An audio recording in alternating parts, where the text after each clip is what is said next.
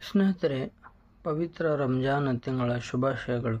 ಈ ಪವಿತ್ರ ಸಮಯದಲ್ಲಿ ನಾವು ಉಪವಾಸ ಇಡುವುದು ಕೇವಲ ಹಸಿವು ತಡೆಯಲು ಅಲ್ಲ, ನಮ್ಮ ಮನಸ್ಸು ಶುದ್ಧವಾಗಲು, ನಮ್ಮ ಹೃದಯ ಮೃದುವಾಗಲು ಮತ್ತು ನಮ್ಮ ಸುತ್ತಲಿನ ಜನರ ನೋವು ಅರ್ಥ ಮಾಡಿಕೊಳ್ಳಲು.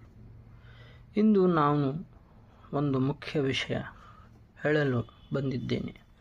ನಮ್ಮ ಊರಿನ ಜನರು ಒಂದಾಗಿ ಇರಬೇಕು. ಯಾರು, ಯಾವ ಮನೆ, ಯಾವ ಭಾಷೆ, ಯಾವ ಹಿನ್ನೆಲೆ ಎನ್ನುವು ಮುಖ್ಯವಲ್ಲ.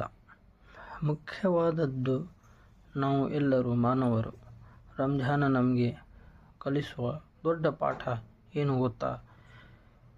ಹಂಚಿಕೊಳ್ಳುವುದು, ನಮಗೆ ಇರುವುದನ್ನು ಇನ್ನೊಬ್ಬರಿಗೆ ಕೊಡುವುದು, ಒಬ್ಬನ ಕಣ್ಣೀರನ್ನು ಒರೆಸುವುದು. ನಮ್ಮ ಸುತ್ತಲೂ ನೋಡಿ, ಕೆಲವರು ಮೌನವಾಗಿ ಕಷ್ಟ ಅನುಭವಿಸುತ್ತಿದ್ದಾರೆ. ಕೆಲವರಿಗೆ ಆಹಾರ ಬೇಕು, ಕೆಲವರಿಗೆ ಔಷಧಿ ಬೇಕು, ಕೆಲವರಿಗೆ ಮಾತಾಡುವ ವ್ಯಕ್ತಿ ಬೇಕು.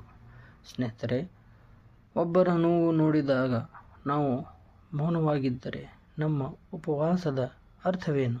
ನಮ್ಮ ಊರಲ್ಲಿ ಒಂದು ಹೊಸ ಸಂಪ್ರದಾಯ ಆರಂಭ ಮಾಡೋಣ. ಯಾರು ಸಹಾಯ ಕೇಳಿದರೂ ನಾವು ಕೈ ಹಿಡಿಯೋಣ. ಯಾರು ದುಃಖದಲ್ಲಿದ್ದರೂ ನಾವು ಜೊತೆಗೆ ನಿಲ್ಲೋಣ. ಸಹಾಯ ಅಂದರೆ ಹಣ ಮಾತ್ರ ಅಲ್ಲ, ಒಂದು ನಗು ಸಹಾಯ, ಒಂದು ಪ್ರಾರ್ಥನೆ ಸಹಾಯ, ಒಂದು ಧೈರ್ಯದ ಮಾತು ಸಹಾಯ. ನಾವೆಲ್ಲರೂ ಒಂದೇ ಕುಟುಂಬವರು. ನಮ್ಮ ಊರು ಒಂದು ಮನೆ.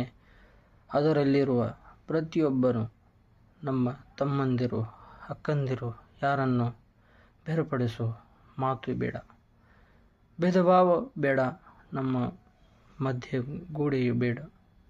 ಪ್ರೀತಿ ಇದ್ದರೆ ಸಮಾಜ ಬಲವಾಗುತ್ತದೆ.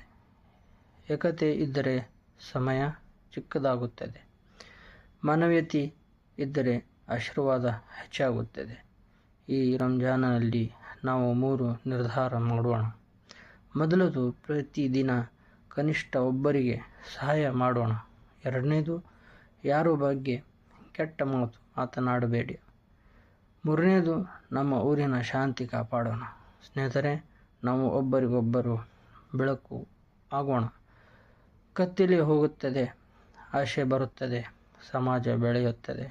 ಈ ಪವಿತ್ರ ತಿಂಗಳು ನಮಗೆ ಕೇವಲ ಉಪವಾಸವಲ್ಲ, ಹೊಸ ಜೀವನದ ಮಾರ್ಗ. ಬನ್ನಿ, ನಾವು ಒಟ್ಟಿಗೆ ಹೇಳೋಣ, ನಾವು ಒಂದಾಗಿದ್ದೇವೆ, ನಾವು ಸಹಾಯ ಮಾಡುತ್ತೇವೆ, ನಾವು